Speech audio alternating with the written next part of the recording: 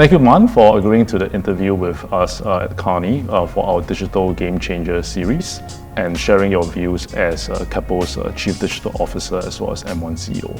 Maybe let's start with a fairly broad question with regards to the role of digital in transformation. So there's a recent Kearney study found that about 99% of business leaders in the region found that a regenerative business is very important to their future.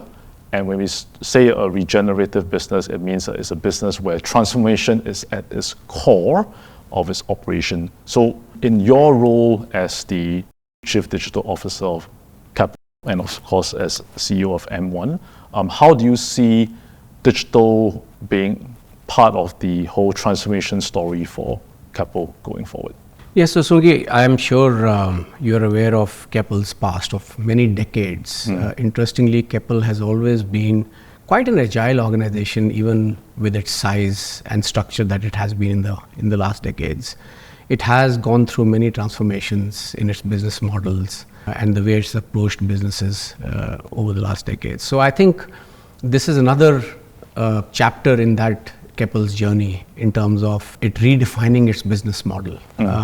In our Vision 2030, we are aspiring to be a global asset manager with deep operating capabilities in real estate, infra and connectivity platforms. Now, digitalization plays an extremely important role in this journey. And let me explain how and why.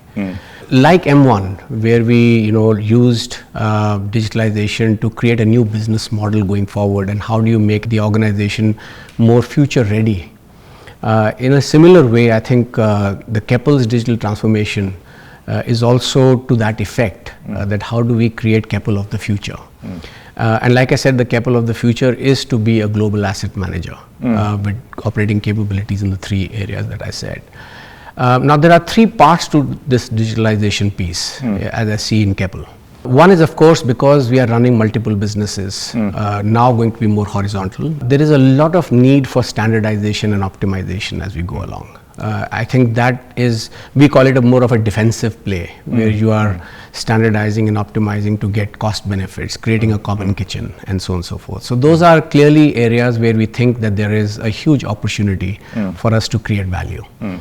The second piece, which is actually at the heart of transformation, which is that while we were all, the organization was primarily vertical in nature, where you had a group structure and you had business units, that is all now going to become horizontal. So there are three clear platforms that have been identified. There's a fund management platform, there's an investment platform, and there are the operating platforms.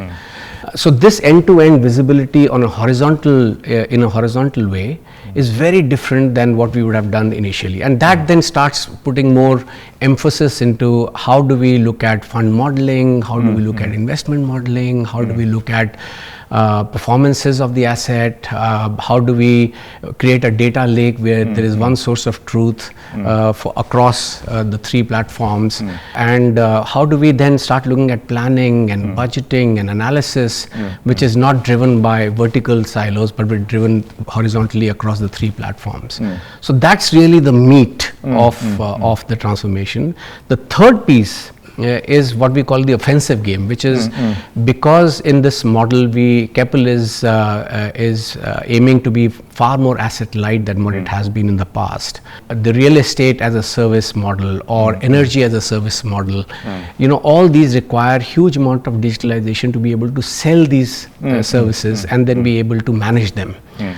So that's about creating new products and services and creating new revenue pools from a business standpoint for these operating platforms, and where digitalization is also going to be required. So to me, I think there are three parts to it, and all three parts are equally important. But the major chunk of it sits in the middle, which is about this whole change of our working model, whole change of our ways of working, from being business units, vertical organization, to being more horizontal, and then managing everything horizontally, including analysis, planning, budgeting, consolidation, reporting, and more importantly, even things like modeling and so on and so forth. So I think that's really sitting at the heart of heart of our transformation strategy. But eventually everything boils down to people, processes and technology, as we all know. So that's really the thinking behind Keppel's business transformation, and how does digitalization enable that to be more, I would say, productive, to be more resilient, to be more effective, to be able to create new profit pools for ourselves.